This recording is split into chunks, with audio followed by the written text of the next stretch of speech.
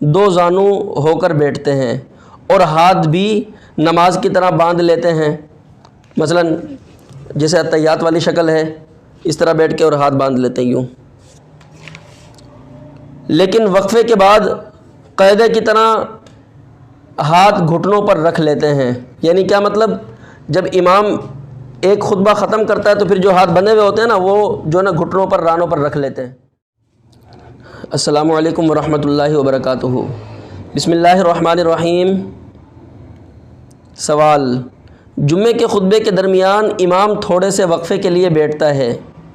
عام طور پر دیکھنے میں آیا کہ لوگ امام کے بیٹھنے سے پہلے دو زانو ہو کر بیٹھتے ہیں اور ہاتھ بھی نماز کی طرح باندھ لیتے ہیں، مثلا جیسے اتحیات والی شکل ہے اس طرح بیٹھ کے اور ہاتھ باندھ لیتے ہیں یوں،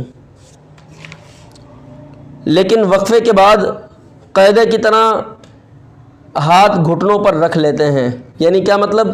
جب امام ایک خطبہ ختم کرتا ہے تو پھر جو ہاتھ بندھے ہوئے ہوتے ہیں نا وہ جو ہے نا گھٹنوں پر رانوں پر رکھ لیتے ہیں۔ پہلے دو زانو ہو کے بیٹھ جاتے ہیں، اتحیات والی شکل اپنا لیتے ہیں، یا دو زانو جیسے بھی بیٹھتے ہیں، پھر جب امام بیٹھتا ہے تو اس کے ساتھ وہ اتحیات والی شکل بنا لیتے ہیں، بالکل ہاتھ بھی جو بندھے ہوئے ہوتے ہیں وہ کھلے چھوڑ دیتے ہیں۔ کیا یہ طریقہ ٹھیک ہے؟ اگر نہیں تو پھر صحیح طریقہ کیا ہے؟ اس کا جواب بھی سن لیں ذرا۔ جمعے کے خطبے کے دوران کسی خاص ہیئت سے بیٹھنا مسنون نہیں، یعنی کسی خاص طریقے پر بیٹھنا سنت نہیں ہے، جس طرح سہولت ہو بیٹھیں، مگر امام کی طرف متوجہ رہیں اور غور سے خطبہ سنیں۔ لوگوں کا جو دستور آپ نے ذکر کیا ہے یہ خود تراشیدہ ہے، یعنی خود گھڑا ہوا ہے، بنایا ہوا ہے، شریعت میں اس کی کوئی اصل نہیں۔ دیکھیں، آپ کو کوئی مثلا جس طرح بیٹھنے میں آپ کو آسانی لگتی ہے، آلتی پالتی مار کر بیٹھنا چاہتے ہیں، اتحیات والی شکل میں بیٹھنا چاہتے ہیں، یا اور کوئی حیت ہے جس میں آپ بیٹھنا چاہتے ہیں، بیٹھ سکتے ہیں بالکل۔ اس میں یہ نہیں ہے کہ جو ہے نا اتحیات والی شکل ہی اپنانی ہے، اور جو ہے نا بعض لوگوں کو دیکھا ہے کہ جب امام بیٹھ جاتا ہے نا تو پھر وہ ہاتھ اٹھا کے دعا مانگتے ہیں، تو یہ کہیں سے ثابت نہیں ہے کہ جو ہے نا ہاتھ اٹھا کر کے دعا مانگی جائے۔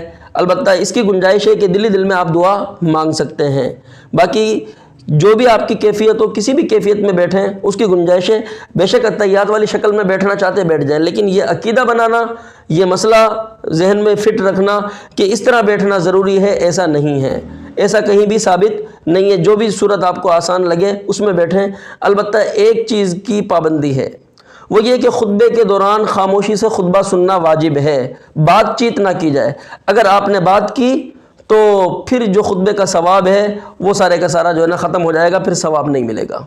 تو ہم لوگ اس چیز کی تو پابندی کرتے نہیں ہیں، بات چیت کر لیتے ہیں، پوچھ لیتے ہیں کہ بھئی پہلا امام نے خطبہ دیا ہے یا دوسرا دیا ہے، تو اس طرح بھی آپ نے پوچھ لیا، یا کسی کو آپ نے یوں کہہ دیا کہ خاموش، تب بھی آپ کا ثواب ختم ہو جائے گا۔